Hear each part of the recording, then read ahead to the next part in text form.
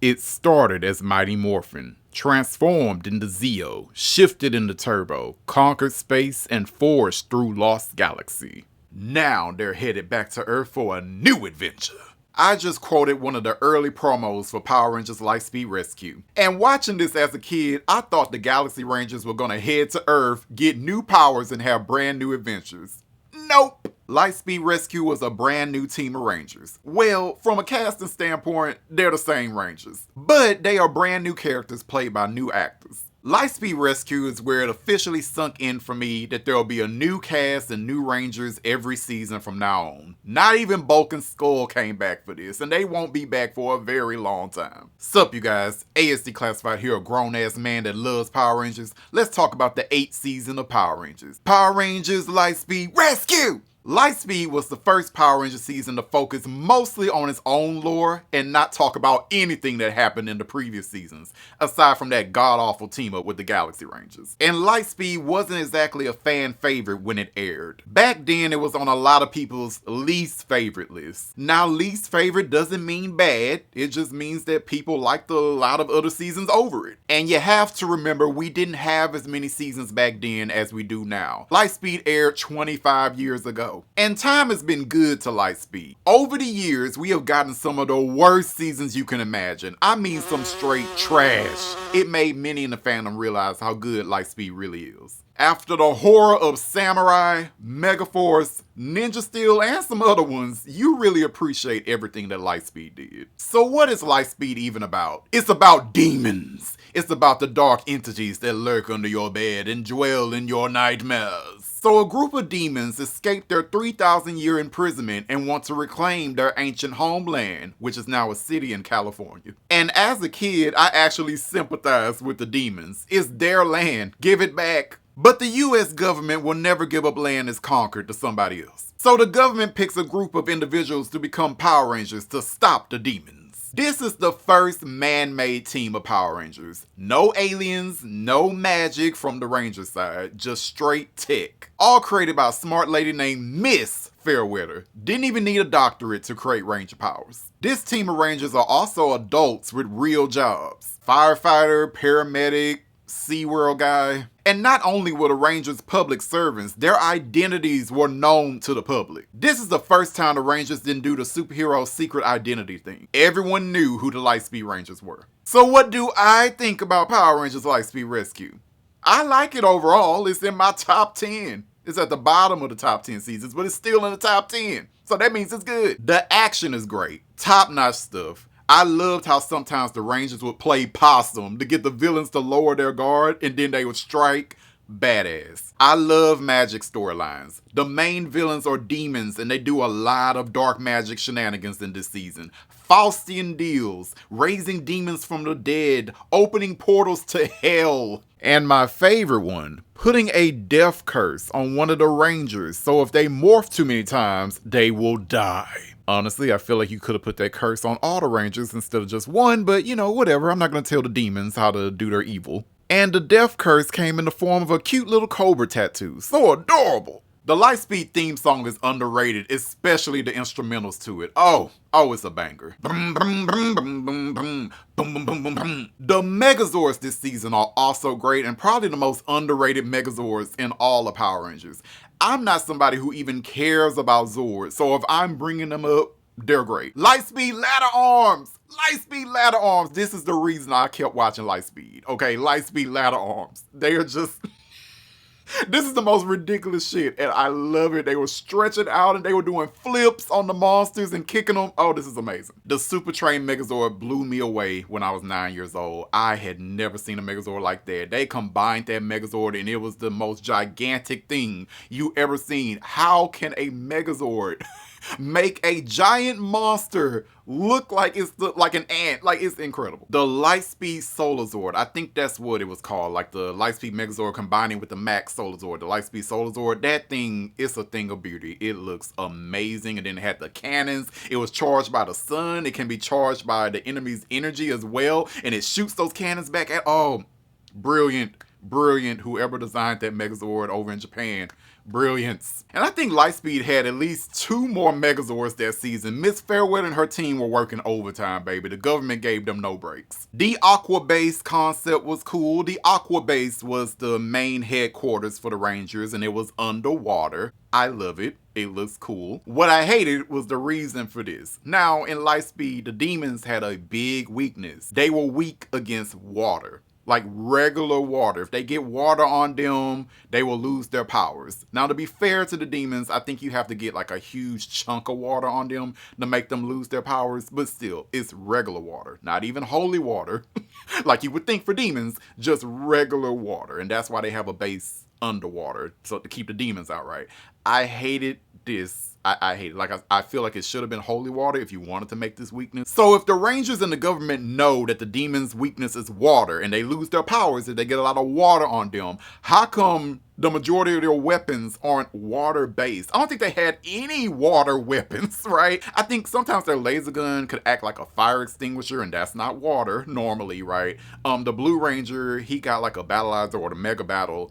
It shot like ice, I think. That's not necessarily water. It's just like, why wouldn't you make it more water-based weapons if the demons are weak against water? And again, I thought it was kind of a lame weakness, but whatever. I still like the Aqua Base. Let's briefly talk about the icon that is Vypra. Vypra is one of the main villains of this show. She's one of the generals, right? And she's probably the only humanoid demon villain of this show. I'm sure the actress is a lovely person, right? I don't know how she got this job. To this day, I don't know how she got this job. When I tell you, she is one of the worst actors on Power Rangers, period. I truly do not understand. No, this woman was awful. She was so awful that when I was a kid, I thought she had like some type of speech impediment, or I thought that she talked weird, right? That's how bad her acting was. I didn't know what bad acting was at 9 years old. I just knew she talked weird. And it's like, what is going on? I didn't like how she said really any of her lines. And it's only worse as an adult. Like, it's just horrible. The woman couldn't even laugh, couldn't do an evil laugh properly. How do you not evil laugh properly? That woman was going like, ha ha ha ha ha. What? Fired. I don't even... I will, Diabolico. Once it's recharged, I'll lay waste to Mariner Bay. So our Queen Banshura will rise. Again. Oh, that was some of the worst acting you have ever seen in your life, man. It is just, it's almost laughably bad how horrible she was in this role. Not only did she have this role, and she's like in the majority of the episodes this season, they brought her back next year for the team up with the Time Force Rangers. What? Out of all the villains you gonna pick, you picked her? And the acting did not improve. I don't understand. What did she have on them?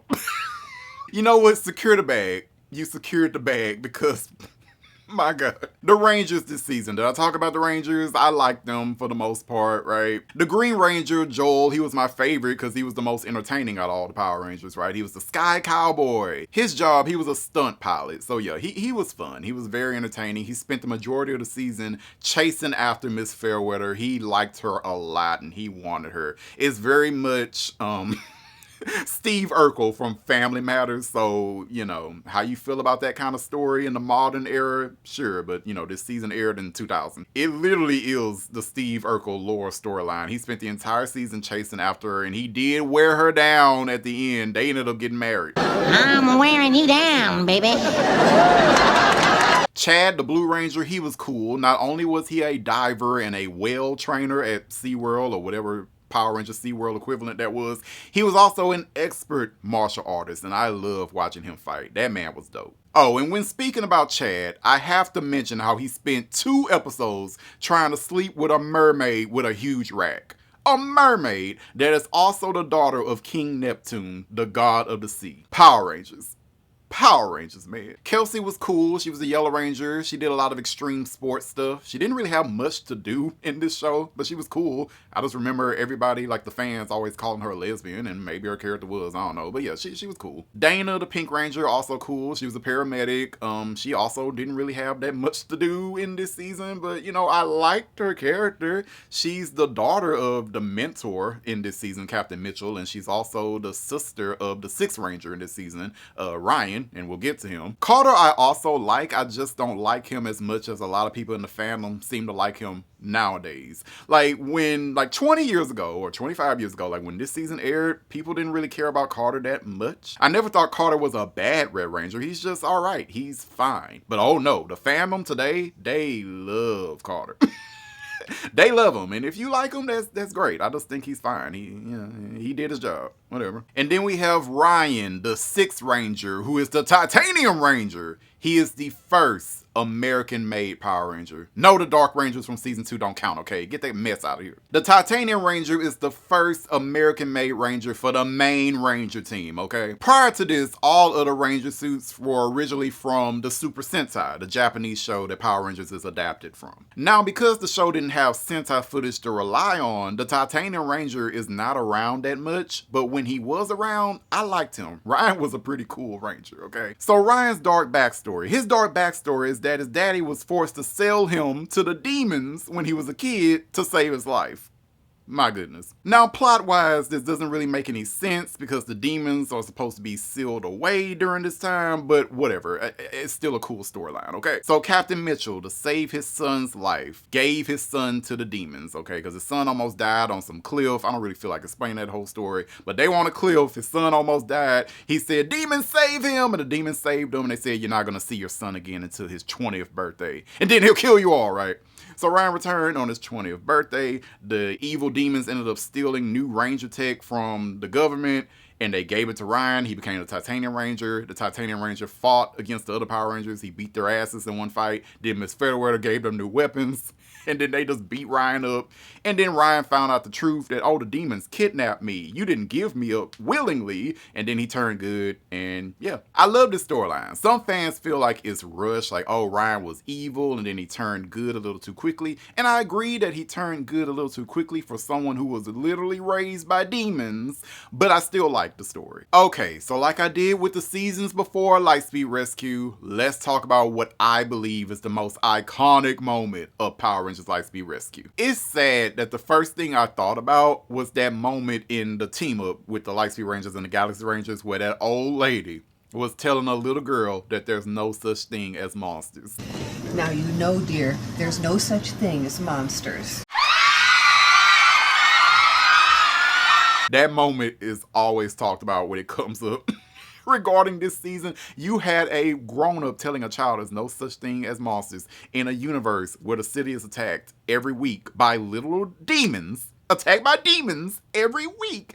And prior to that, we have like 7 seasons worth of Power Rangers where aliens will come in and attacking the earth every fucking day. What are you talking about, ma'am? But that is more infamous than iconic, and I'm not gonna do it. There are a lot of other great moments in Lightspeed that could be the most iconic moment. 4 of the Rangers died in an episode of Lightspeed. They died straight up. Like, I think it was green, yellow, pink, and blue. They died. And if the Red Ranger didn't randomly travel back in time to save them, and it was random, they would still be dead. Okay.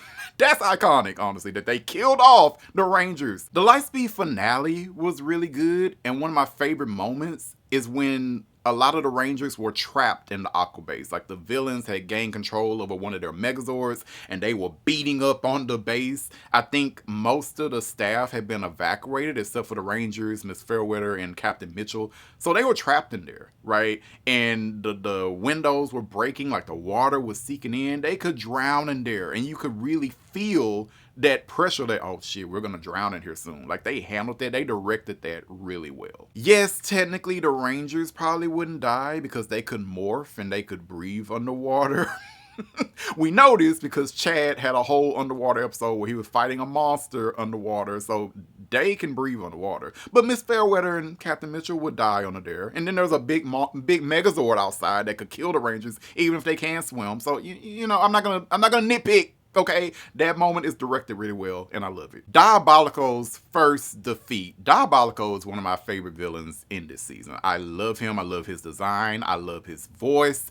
He is awesome. And when he had his first big battle with the Rangers, like when he grew giant size and he faced them in their Megazords, oh, that is peak Power Rangers. This is one of my favorite battles in the entire franchise. I love it. An iconic moment, baby. The moment when Queen Banshira, the queen of the demons, introduced her son to the Power Rangers. That happened in the same episode that Diabolico died. Diabolico died. He had this power called the Star Power that Queen Banshira gave him. Once Diabolico died, Queen Banshira took the Star Power and gave it to her son. Her son was like this little baby imp demon, Impus.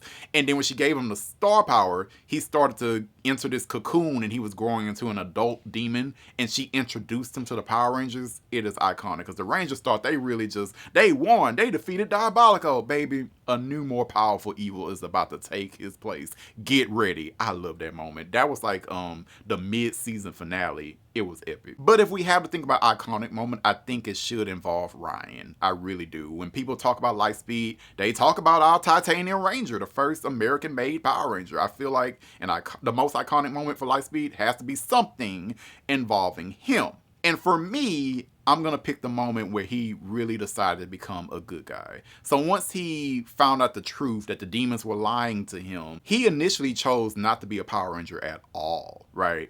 And he eventually decided to become a Power Ranger because he realized that he is a good person. He was even doubting whether or not he is a good person, right? So when he realized he finally is a good person, he became a Power Ranger. He ran back to save the Rangers because they almost died in this episode. This was the episode where Diabolico unleashed the 3 most powerful demons at this time, and I love them: Thunderon, Demonite, and Falca, right? He unleashed these 3 demons. The main 5 Rangers almost died to them, and then Ryan jumped into that fight and beat them up by himself. He soloed all 3 of them by himself, and it's an awesome, amazing fight. And to me, that is the most iconic moment of Lightspeed Rescue. I love that fucking fight.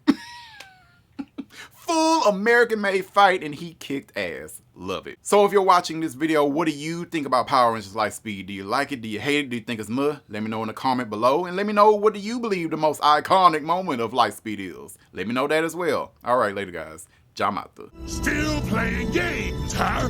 This is no game. Titanium power!